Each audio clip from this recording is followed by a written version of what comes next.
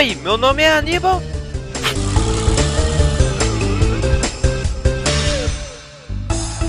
Você já jogou? Zumbis são criaturas que estão saturadas hoje em dia. Toda hora sai algo novo relacionado a zumbis. Mas hoje vamos ver um dos jogos precursores com essa temática. Então, você já jogou Resident Evil? Antes de falar diretamente do jogo, temos que falar da cabeça por trás dele, Shinji Mikami. Shinji Mikami nasceu em Yakuni, província de Yamaguchi, em 1965. Ele se formou em comércio e não tinha jogado videogame até os 20 anos. Seu primeiro contato com os jogos foi durante a sua faculdade, com o jogo Apu da Sega.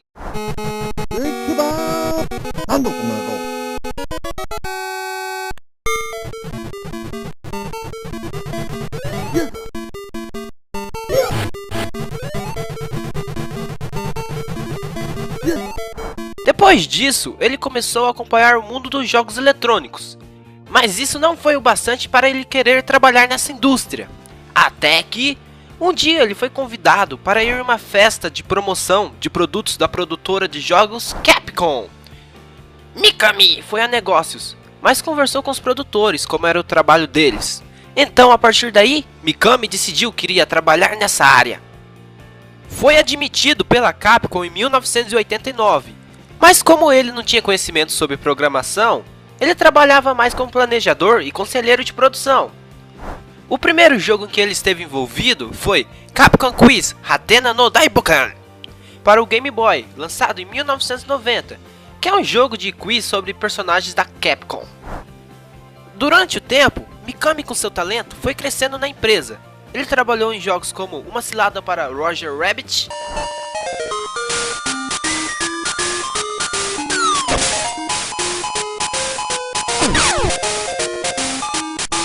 Aladdin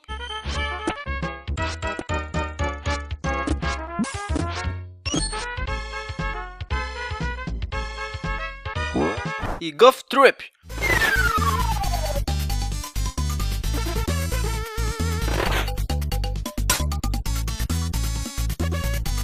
E trabalhou em um jogo de Fórmula 1 que depois de 8 meses de produção foi cancelado. Quando se tem um jogo cancelado, não é algo muito bom para sua carreira. Porém, a Capcom confiava no potencial de Mikami e deu-lhe uma chance de produzir outro game. Capcom queria um jogo baseado em Sweet Home, lançado para o NES. Sweet Home é um RPG de terror lançado só no Japão, onde controlamos 5 personagens e cada um tem a sua utilidade. Por sua vez, Sweet Home foi baseado em um filme com o mesmo nome.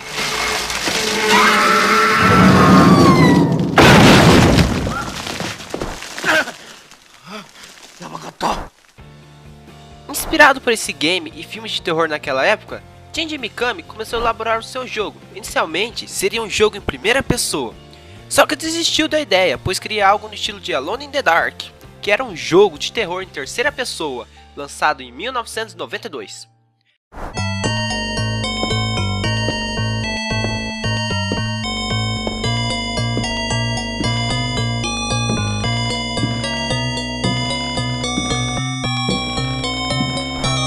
Depois de críticas, sugestões e planejamentos, nasceu um jogo com toda uma atmosfera de um filme antigo de terror e suspense. No Japão, o jogo chama-se Biohazard. No resto do mundo é Resident Evil. Resident Evil foi lançado em 1996 para o PlayStation, e um ano depois teve versões para Sega Saturn e PC. Game da Capcom, como sabem, e seu gênero é o Survival Horror. Uma curiosidade sobre essa expressão Survival Horror é a sua origem. Para quem não sabe, esse gênero de jogos surgiu com Alone in the Dark. Porém, Alone in the Dark não usava essa classificação. Esse termo foi inventado no lançamento de Resident Evil como forma de propaganda. Por isso, muita gente acha que Resident Evil é o paizão do gênero.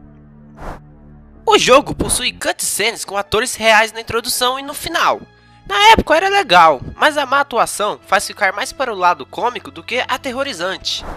Agora vou dar uma introdução à história do jogo para evitar spoiler. Let's go! No ano de 1998, vários assassinatos com sinais de canibalismo são relatados nas montanhas Arklay, nos arredores de Raycon City. Então, para investigar, o departamento de polícia de Raycon envia a equipe Bravo do grupo STARS. O contato é perdido após o helicóptero da equipe Bravo entrar nas localidades das montanhas. Depois de um dia sem contato, é enviado dessa vez a Alpha Team, que é formado por Abbott Wesker, Brad Vickers, Joseph Frost, Chris Redfield, Jill Valentine e Barry Buttle. Já nas montanhas Archery, acharam o helicóptero da equipe Bravo vazio, então eles vasculham o local. Joseph acha um braço decepado. Ao gritar para avisar os companheiros do que achou, cães zumbis o atacam. O piloto Brad se desespera e foge, deixando todos para trás. O restante do grupo corre e entra em uma mansão. Então o restante da equipe decide investigar a misteriosa mansão e achar um meio de fugir. A partir daí começa o game, mas antes algumas explicações. STARS, Special Tactic and Rescue Squad, traduzindo para o português, Esquadrão de Táticas Especiais e Resgate, fundado com o objetivo de resolver crimes que a polícia normal não seria capaz. Foi formada como parte da campanha O Novo Século XXI para Raycon City, do prefeito Michael Warriors. Esta campanha é financiada pela Umbrella Corporation, que é um conglomerado farmacêutico com laboratórios em todo o mundo. A STAR possui dois grupos, Alpha e Bravo Team. Albert Wesker é o líder do Alpha Team, desaparece logo no começo do jogo após entrar na mansão. Brad Vickers, como tinha dito, é o piloto do Alpha Team. Joseph, que morreu pelos cães, era o mecânico. Barry Burton é o especialista em armas do grupo. Chris Redfield é o atirador. E Jill Valentine é expert em arrombamentos. Enfim, tudo isso é o básico que precisam saber antes de começarem a jogatina. Nós podemos jogar com Chris ou Jill. Se jogamos com Jill, o jogo é um pouco mais fácil, porque ela tem 8 espaços para carregar itens. E também tem a habilidade de abrir algumas portas com um grampo. Durante sua campanha, somos ajudados por Barry. Podemos dizer que Barry é o coadjuvante de Jill. Quando jogamos com Chris é mais complicado. Ele pode carregar só 6 itens e não pode abrir nenhuma porta sem ter a chave. Em compensação, Chris é mais resistente a danos. Durante a campanha de Chris, encontramos Rebecca Chambers, da equipe Bravo. Em alguns momentos do jogo, assumimos ela para jogar. Rebecca era médica da Bravo Team e tem 18 anos. Sim, ela tem 18 anos e é médica. Mas a história dela fica para outro vídeo sobre outro Resident Evil. Rebecca é a coadjuvante da campanha de Chris. Não tenho muito do que falar dos gráficos, é um jogo de 1996, está muito ultrapassado. Mas dá para destacar o fato que foi caprichado, com cenários bem desenhados e marcantes. A técnica usada foi de usar personagens e objetos importantes em 3D, e os cenários de fundos eram só imagens. O jogo de terror não possui muitas músicas, aparece mais em momentos de ação. Os efeitos sonoros foram bem feitos, os gritos zumbis, som dos ambientes e etc. Os personagens andam, correm, atiram e examinam. Controles são travados como em Dino Crisis, aquele mesmo sistema de personagens que só anda para frente e para trás. Para virar, viramos o eixo da personagem e temos que andar para frente. No começo é muito ruim e confuso, mas depois de um tempo se acostuma e fica fácil correr e desviar dos zumbis. Para atirar, seguramos um botão e o personagem mira. Podemos mirar virando para a direita ou esquerda. Também podemos mirar para cima ou baixo. Depois é só apertar o botão de atirar enquanto mira e BUM! Ao contrário de Dino Crisis, que apareceu aqui no canal, link na descrição para ver e depois, a personagem não pode andar enquanto mira.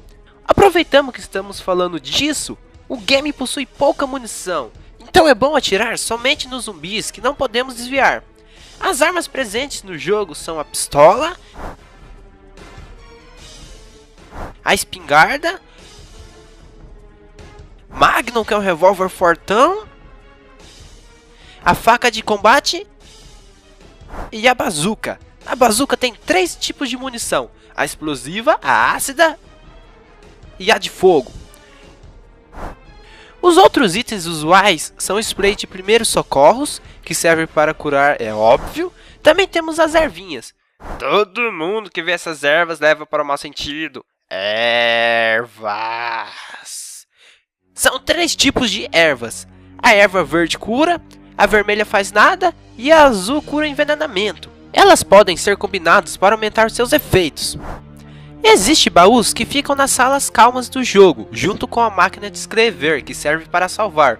O baú serve para guardar os itens que não vamos usar no momento. E a máquina de escrever só salva o game se tivermos com cartucho de tinta no inventário. Isso enche o saco, temos que ficar economizando salvar porque os cartuchos de tinta acabam, e achamos poucos durante o game. Às vezes acabam os cartuchos, precisamos salvar e não tem. Às vezes acabam e depois avançamos um monte e não tem jeito de salvar. Morremos e dá aquela raiva porque teremos que passar tudo de novo. Isso dá muita raiva mesmo se não souber usar esse bagulho. O jogo possui uma mecânica simples. Se passa na mansão e mais alguns lugares fechados, cheios de zumbis. E ficamos explorando, andando pra lá e para cá, procurando as chaves e resolvendo quebra-cabeças. É tipo assim: essa porta tá fechada e preciso de uma chave. Achei uma joia misteriosa. A joia encaixa bem aqui. Opa, abri uma coisa secreta. Achei a chave para a porta. Achei um isqueiro. Posso acender lareira agora. Tinha uma chave dentro da lareira. Enfim, espero que eu tenha entendido. O jogo se resume em explorar e ir desvendando os segredos da mansão. Durante nosso percurso, achamos livros, cartas e arquivos que ajudam a entender mais sobre a história. Agora vou filosofar um pouco, né? Explicar minha visão do porquê o Resident Evil fez sucesso. Como a maioria dos melhores jogos, Resident Evil é um desafio, cheio de quebra-cabeças com inimigos que nos matam facilmente. Existe também um aspecto de terror para aumentar a tensão no jogador. O susto nos acompanha durante a campanha. Todo mundo lembra dessa cena do primeiro zumbi que vemos.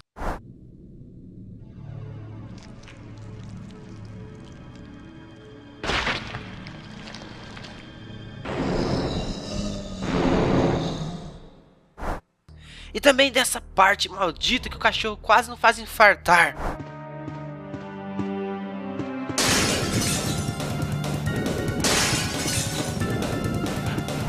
Até as telas de load são essas animações de portas abrindo, dão medo.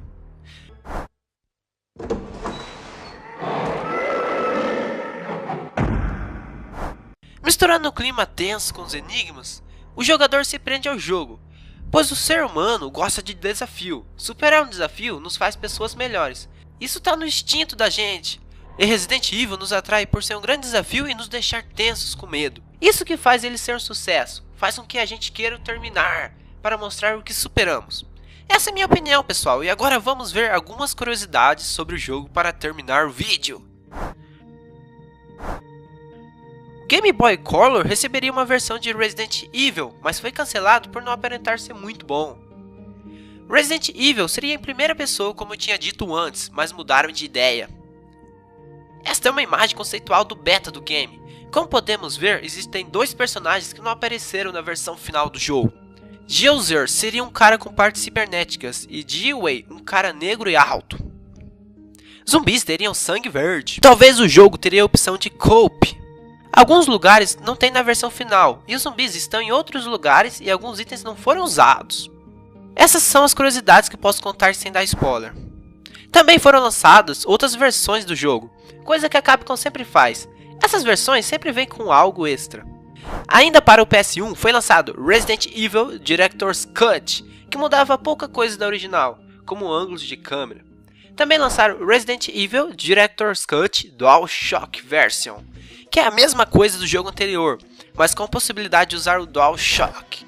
Em 2006 foi lançada uma versão para DS, que traz um modo que fica mais difícil e os quebra-cabeças mudam. E existe um remake do primeiro game feito para o GameCube. Essa é a melhor versão, com gráficos fodas e algumas opções novas. E esse jogo eu recomendo para quem quer jogar. Procurem algum emulador ou Wii para jogá-lo. Recomendo esse, pois outros têm gráficos ultrapassados que não vão passar mais sensação de medo. Esse é Resident Evil, que trouxe à tona o gênero Survival Horror. Muitos pedem para a Capcom voltar às raízes da série. Enfim, se gostou do vídeo, não esqueça de ajudar a divulgar. Mostre para todos, compartilhe em suas redes sociais, Twitter, Facebook, blog, colhe um bilhete na porta-geladeira para sua mãe ver, enfim, só me ajude a espalhar por aí. Vai que eu viro um novo Zanks. Enfim, pessoal, vou indo e não esqueça de conferir os links na descrição e até mais! No próximo episódio de Você Já Jogou? Samurais, Onis, Princesas e Poderes, vamos falar do primeiro jogo de uma série que a Capcom abandonou, Onimusha Warlords! Yeah!